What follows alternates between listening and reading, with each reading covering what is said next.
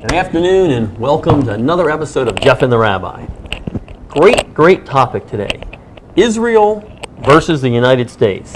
Is there ever times when the issues of one conflict with the issues of the other? And if so, what do we do about it? Now, I figured since I'm a member of the mainstream media now that I have to be, like the rest of the mainstream media, very unbiased in political thoughts and things like that. So as you know, I usually am. I don't show any bias in my political thoughts. Right. So I thought I'd just give some examples of where we might have some issues. But I'll do it very politically correct. Between the countries of Israel and the U.S., one of the countries, I'm not going to say which one, this will make it easier, one of the country's main goals for the past, let's make a number, let's say 3 years, 9 months, and maybe 5 days, it's just a number, arbitrary number I'm picking out. One of the country's goals has been to stop their neighbor, the neighbor that wants to totally destroy them, from getting a nuclear weapon.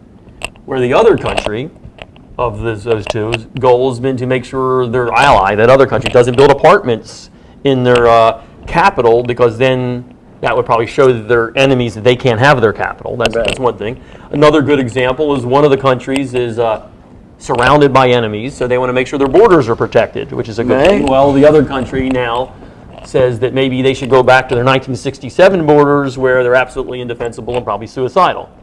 One more good example. Bipartisan. Bipartisan, I'm part of the mainstream media, so I have to be bipartisan. Right. One more good example. One of the countries, their leader flies over to the other country to go meet with the leader of the other country. But the leader of the other country was too busy because he had an important meeting with Joy Behar and I think Whoopi Goldberg on The View. So he couldn't do it. Wasn't she Jewish? Whoopi Goldberg, she's got to be Jewish. So I did that on my, now just in case you guys weren't sure, I'll just give you a hint. The one leader I'm talking about, they went to meet with him, his middle initial starts with Hussein. So I'm just helping out a little bit, just because I want people to be totally confused. Right. So now that I've given that total impartial right, you see that there can be conflicts between the United States and Israel, especially lately. Right. And what do we do about that? Right. Now, I'm going to have to recast the question a little bit because, I am employed by a 501c3. All right. Oh, so, if I express from the pulpit, maybe this is a pulpit, if I express a political choice, endorse a candidate, I could lose my 501c3 tax exempt status, so I don't want to go there, right? So I've got to but let's say, and this is really the issue. Okay. Here we are as Jews. And we've got an election coming up, but it didn't take an election. It could be 1,000,001 issues. Right. And we see that the best interests of the country are at odds with the best interests of the Jewish people. Okay. What do you do? That's a good question. What do you do? Now, this is a really interesting idea because for, I would say, at least a century, if not more, the Jews have avoided this question. And the Jews avoid this question by recasting the question to sidestep it and say, the best interests of the Jews are the best interests of the United States. And at some points, that probably has been correct. And we did it in France also, or in Germany also. We've done that in a number of more modern, emancipated countries. Right. Historically, it was hard to say, for example, in Spain, even in the golden era of Spain, let's say in the 1200s, that the best interests of one were the same as the best interests of the other, even when they were treating us nice. But we always knew that the country is the country and the Jews are the Jews. Right. But more recently, where we have been embraced as by this country and given all this free expression, so we have created this narrative since the Jews arrived in America. What's good for the United States is good for the Jews. What's good for the Jews is good for the United States. So when the state of Israel, for example, came along, we said, what's good for the United States is that there should be a state of Israel. Okay. Now, even though it made millions of Arabs angry, and the Arabs own the oil, and the United States needs the oil, but we said Israel is a stable democracy in the Mideast. Being a stable democracy, it's good for the United States to have a stable democracy. Ally, good ally. So therefore, what's good for Israel is good for the United States. If you happen to be a socialist, a labor union person, what's good for the United States is to have more labor unions. And Jews, what's good for the Jews is to have more labor unions. So therefore, I'm a labor unionist and I'm a good American, and the two things are one and the same. If you're a capitalist, free marketeer, what's good for the Jews is free market capitalism, and what's good for America is free market capitalism. So they always manage to somehow or another meld the two, and everything comes out okay. Right. And when people said, for example, like isolationists, let's not get involved in the Second World War. So that's bad for the United States. We said that's bad. Now many people said, what do you mean it's good? Why do we want to get involved in the war over there for? We said, no, you don't understand, it's bad for the United States. So we always tried to negotiate it, but sometimes you really can't negotiate it. So let's say most recently, we've got this election coming up.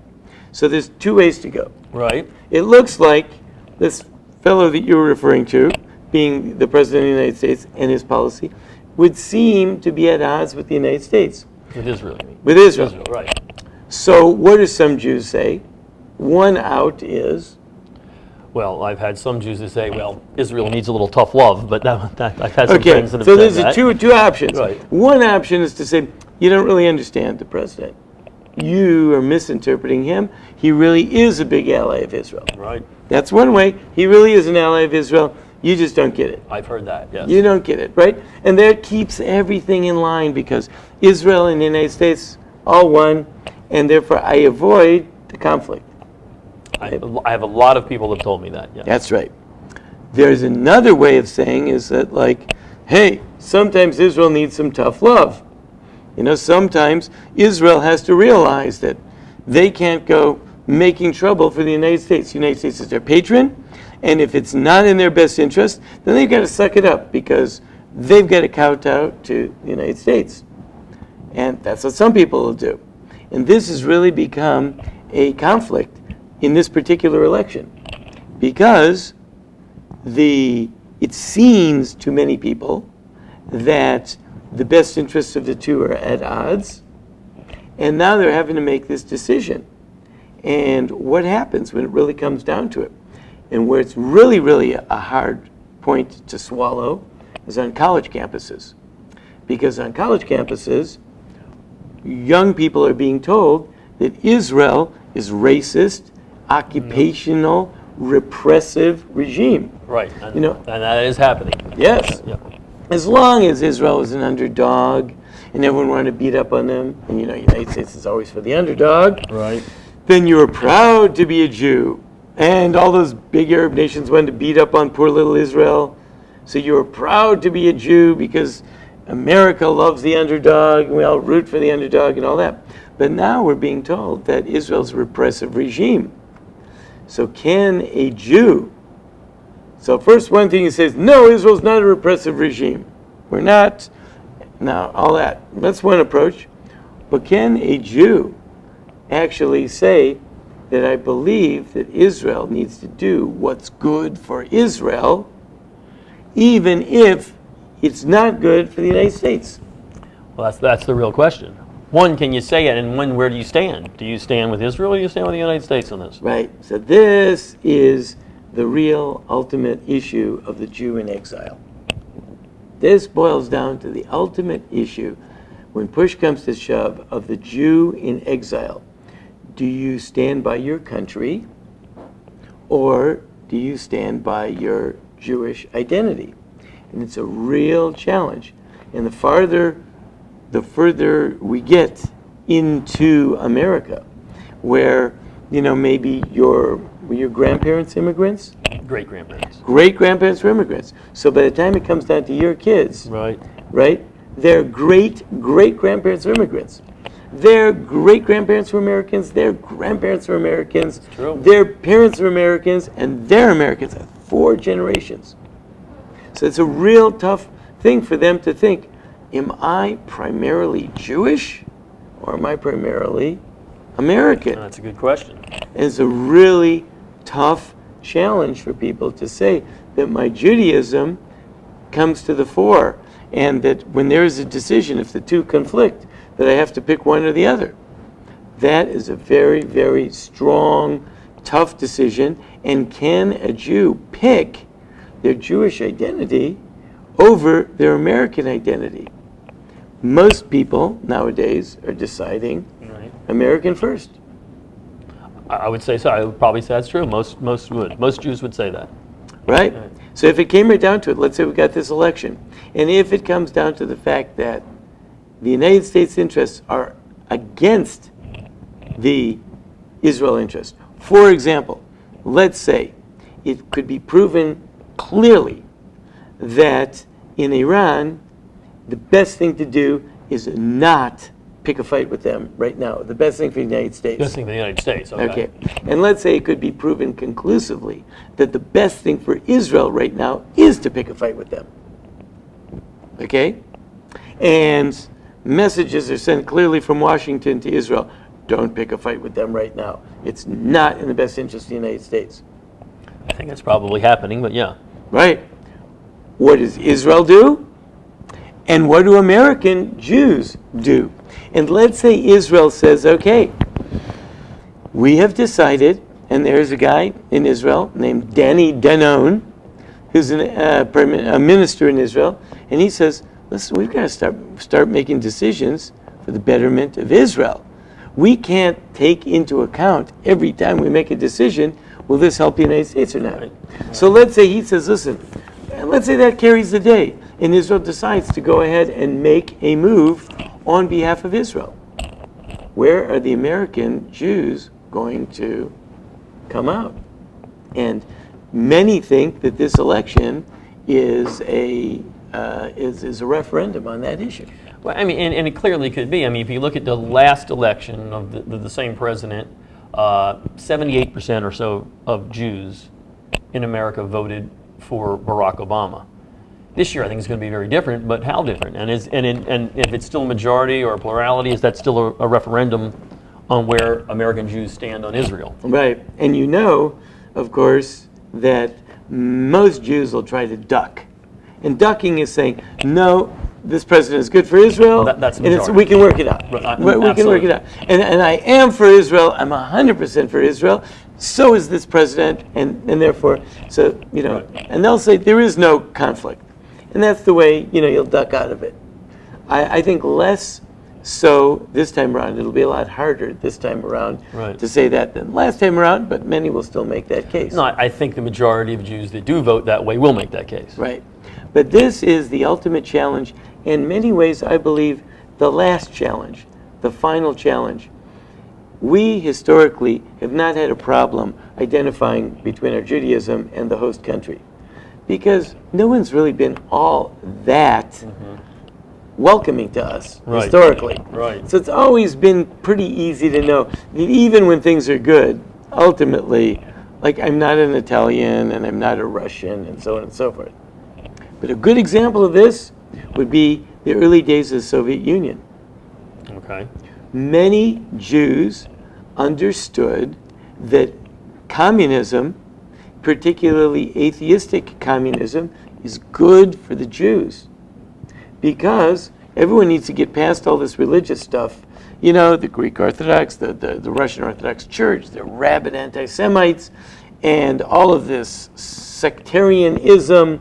We need to get to communist non-sectarianism, atheism, where Jews will be accepted as equal and brothers and so on and so forth.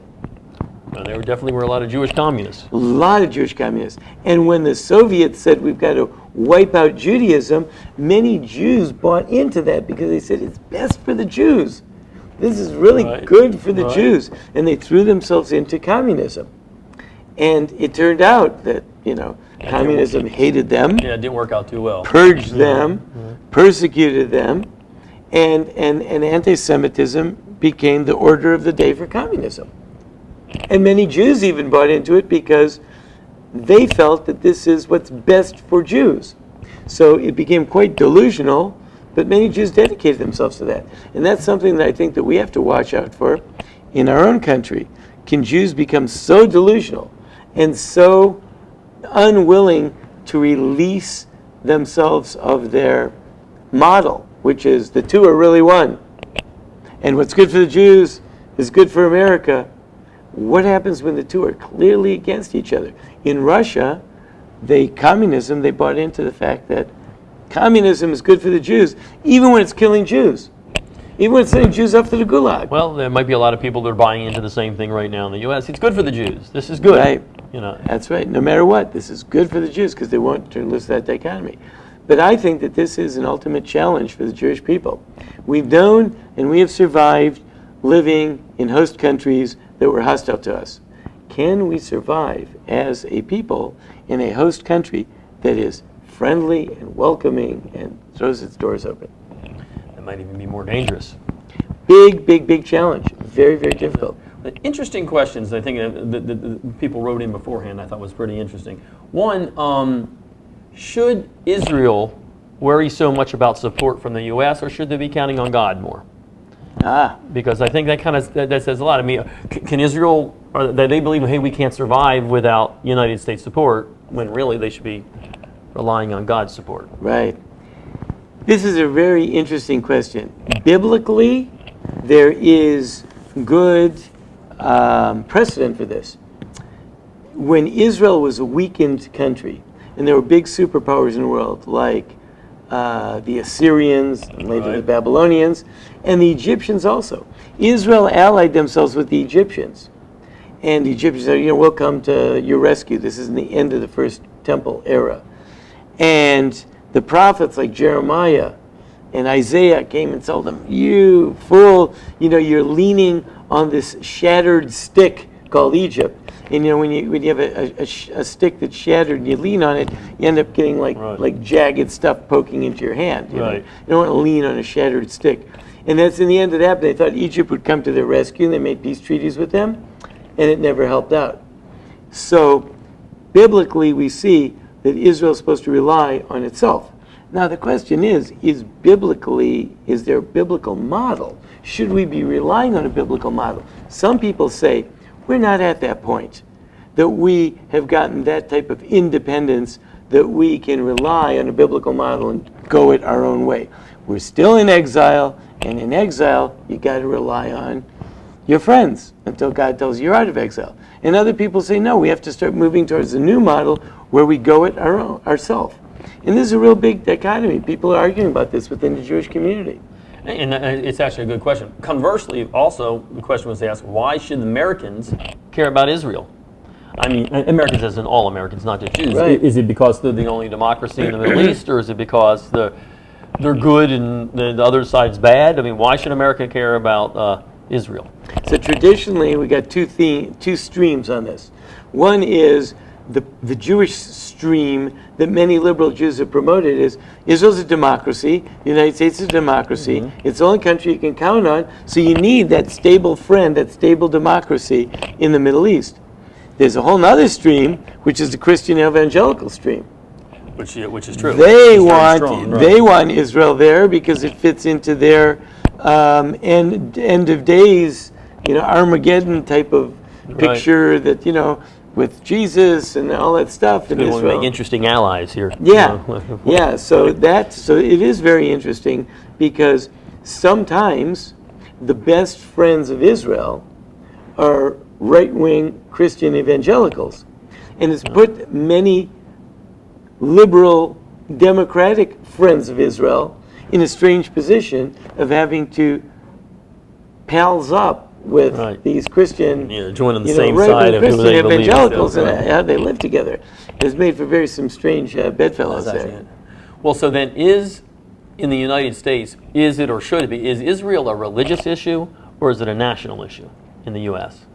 So, this is, again, the people who take a religious view of Israel could say, ultimately, whatever is good for Israel is good for the United States. Because ultimately, from a religious perspective, messianic vision, if things are going to work out in Israel, that's going to be good for the United States. And you don't want to be the country that comes down on the wrong side of the ultimate destiny of the Jewish people. Right. And that's where many Christians are at. Now, many liberals get into they say that makes them really uncomfortable. Very uncomfortable. That whole conversation, that's a real uncomfortable when you throw that in there, that's they can't handle that. Right. So they would rather say Israel is a democracy and a good friend of Israel. However, that argument always leaves itself open to the fact that Israel, being a democracy, could elect leaders and could democratically make decisions that are at odds with the United States. Then what happens? What if they throw the whole world into war? What if they, launch some attack on Iran? Which is obviously one of the questions there is today. That's right. Well, let's get down to the real nitty-gritty. As I said, I'm from the mainstream media, so I don't have a political dog in this hunt. Right. But, or is that horse in this race? Either one. I don't have either one of them. Dog in this fight. Dog in this fight, horse in the race. But either one, I don't have that. Yeah, we don't mind mixing our metaphors. We can mix metaphors here. But my question is then, okay, so we have this, obviously what I would think a very serious election coming up. Whether the Jewish vote is the most important thing in the election, it is in some states. But for me, I think it is, because I'd like to see which way we're coming down here. On one hand, you have what many people consider an administration and a president that his thoughts, that his policies are going to hurt Israel. I mean, obviously his policies, if you're talking about going to the 67 borders, and if you're talking about making Jerusalem an international city, and the policies of not restraining Iran on its nuclear efforts, those are problems for Israel. And I think they're obvious problems for Israel. How come then when we look and when you break down the Jewish vote, the more secular you get in your religion, maybe it's more Reform Jews, conservative Jews, by a large percentages, they're still going to vote for this administration. Where the more religious you get, by very large percentages, they're going to do just the opposite. Yeah, so people vote their appetites, and what do they say? Like, what do they try to promote? If you let the Republicans have the upper hand, they're going to curtail abortion. And I don't care what happens with anything else. Don't take away my abortions. I mean, do you think that right now that's some of the things that's going through some of the Jewish vote? I don't care about Israel. I don't care about the world. Abortion. Reproductive rights. Reproductive rights is the most important thing. Number one, I don't care about Israel. I don't care about anything else. Now, they will tell you, of course, it's in the best interest of Israel. It's the best interest of the world. If the world has reproductive rights, meaning abortion, then the world is a better place. But they don't want to see those things curtailed. And everyone will, will structure everything else to fit. Now, I'll tell you something. Speaking up, just to show you, I don't believe that this is something that is the property of the left only. Okay. I think the rightists also will make the same mistake. I read an article by a prominent rabbi written in the 1930s on behalf of Adolf Hitler. Wow. Now, why? Because you have to realize, at the time that Hitler was coming to power, Germany was chaos. Germany was chaos. The cabaret scene had become the style of the day, in which case everything went. It was a dissolute society. Families were breaking down, at least according to their standards at the time. Right. All kinds of lifestyles were being accepted. The economy was in a shambles. Crime was rampant. The Weimar Republic was like super liberal. And Hitler, may his name be blotted out, came to power and he said, I'm going to bring a semblance of law and order back to the streets. And many right-wing Jews thought, that's good. Now, yes, Hitler was saying, I'm going to kill the Jews too. And he always said that, from the very beginning. But well, he said dispose of them. Yeah. To kill, but yeah. And you know what many Jews said? Yeah, okay, that's... Once he gets elected, they won't be talking about that anymore. Yeah, because we'll modify him, we won't let him get away with that. That's just ranting and raving. But we do need some law and order back in this country because this place is going to pot. It's horrible. And I think that right-wingers will also choose to ignore threats that they might see from some of their more right-wing brethren in the light of the fact that there's certain things that I just can't stomach. And I can't stomach all your liberal ideas, and I can't stomach the fact that the moral fabric of the country is going down the tubes, and we need to do something about it. And the fact that you might be a real right-winger, or you might have like a wacko philosophy. I mean, listen, folks, read up on Mormonism sometime. I mean, I think that's pretty far out there. At least in the past, yeah. I mean, make you comfortable to believe that someone believes that God sent down 2 gold tablets to a guy that lived in upstate New York? I don't know. Well, I'm not that comfortable myself believing that God sent down his only son through an immaculate conception. He's Yeah, going to right. get killed. So I guess so, I'm right. having some questions anyway. Right. So, Yeah. but Jews will, like overlook things because certain things that we need for right-wing Jews, it is law and order, reaffirmation of what marriage means, reaffirmation of the sanctity of life, those type of Right. things are really, really important. And I'll overlook a bunch of stuff. For other people, it's reproductive rights. The ability to get an abortion is really important. And I'll overlook a whole load of stuff because I want to be able to have an abortion when I need it. No, and I get that, and I see that, obviously. I mean, as you know, I have a lot of family members from the Northeast, and they're as liberal as you get, and you can talk to them till you're blue in the face about what's going on in Israel, and that's not going to come back. Right. But again, they do justify it exactly how you said. I think Obama's the best president that we ever had for Israel. I've heard that many times. Right. Can't get many examples when I ask of how and why, but I get it all often. Right. Well, some people will say that, this whole thing about like snubbing Israel and spending a lot of time in the Arab countries, it's brilliant.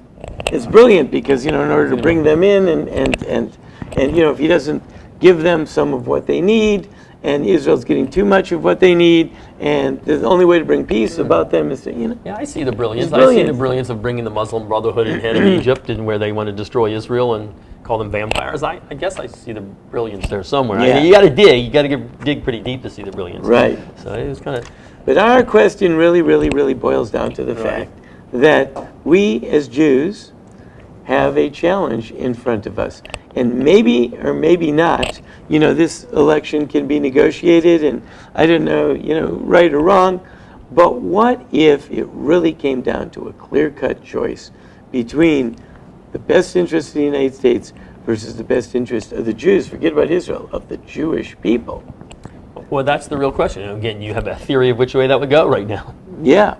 So I think that a lot of people would not be able to make the call on behalf of the Jews. And this is really an issue because can you really say then, ultimately, why we need Jews around? Because if Jews are at odds with their America, and I feel that I'm an American, then do we really need Jews? Well, yeah, that's a good point. What if Jews get in the way of promoting the agenda of this country? Well, that's a good point. Who am I going to vote with? Big challenge. That is a big challenge. Big challenge. And that's what I really believe is ultimately the biggest religious challenge that God, as I said before, we've been schooled and have survived years and years and years of oppression. Can we survive years of love and acceptance? And it might be a little tougher. It might be a tougher act of oppression. Yeah. It's I'm not going to say it's easy, but at least you know what side you're on. Right. When things are great, it gets a little muddled. That's right. Oh, very interesting. All right, it was a great topic. By the way, you still know my prediction in the election. I just wanted to keep that in there. I'm amazed. I just wanted to keep I'm that in. amazed. Although maybe it's actually looking better for you now than it was. I the predicted last landslide a long time ago, but The last time I blew you off, I thought you were really way out there. This time you may be. Getting closer, but we'll see. I'm still predicting the same thing, so we'll see. Okay. Great topic. I guess we'll be back next week with another great topic. Yeah. All right. Going right down till our final picks. I guess we'll come up to election day. Right before Absolutely. election day, we'll make our Absolutely. picks. We'll be there.